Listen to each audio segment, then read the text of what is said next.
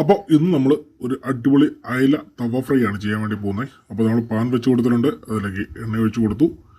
എണ്ണ നന്നായി ചൂടായി വന്നപ്പോഴത്തേക്ക് ഇതിലേക്ക് നമ്മൾ കടുക് ഇട്ട് കൊടുത്തു കേട്ടോ. കടുക് നന്നായി പൊട്ടി വരുമ്പോഴത്തേന് ഒരു വലിയ സവോള നമ്മൾ കൊത്തി അരിഞ്ഞു വെച്ചതാണേ, അത് ഇതിലേക്ക് ചേർത്ത് കൊടുത്തിട്ടുണ്ട്. നന്നായിട്ടൊന്ന് വഴറ്റിയെടുക്കണം കേട്ടോ. എന്നിട്ട് ഇതിലേക്ക് നമുക്ക് ആവശ്യത്തിന് ഉപ്പ് ചേർത്ത് കൊടുക്കാമേ. അപ്പോൾ നമ്മൾ കുറച്ച് ഉപ്പ് മാത്രമേ ഇപ്പോൾ ചേർക്കുന്നുള്ളൂ, പിന്നീട് നമുക്ക് നോക്കിയിട്ട് ബാക്കി ഉപ്പ് നമുക്ക് ചേർത്ത് കൊടുക്കാം കേട്ടോ. അങ്ങനെ നന്നായിട്ട് അതും കൂടെ ഒന്ന് ഇളക്കി യോജിപ്പിക്കുക. അതിനുശേഷം നമ്മൾ ഇതിലേക്ക് ഇഞ്ചിയും വെളുത്തുള്ളിയും ചതച്ചാണ് ചേർത്ത് കൊടുക്കുന്നത് കേട്ടോ. നമ്മൾ ഇടികല്ലിലിട്ട് ചതച്ചെടുത്തതാണ്. അതും കൂടി ഇതിലേക്ക് ചേർത്ത് കൊടുത്തിട്ട് അതിൻ്റെ പച്ച മണം മാറുന്നതുവരെ നന്നായിട്ട് ഒന്ന് വഴറ്റിയെടുക്കണം.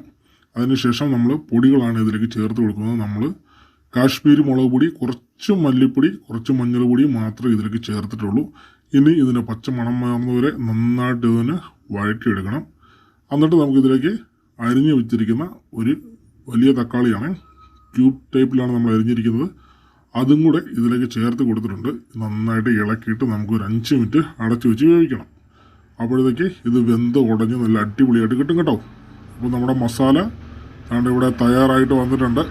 അപ്പോൾ ഇനി ഇതിലേക്ക് നമുക്ക് ആവശ്യത്തിന് പുളിയുടെ വെള്ളം കൂടി ചേർത്ത് കൊടുത്തിട്ട് നമുക്കിതൊരു ഗ്രേവി ടൈപ്പ് ആക്കി എടുക്കാം.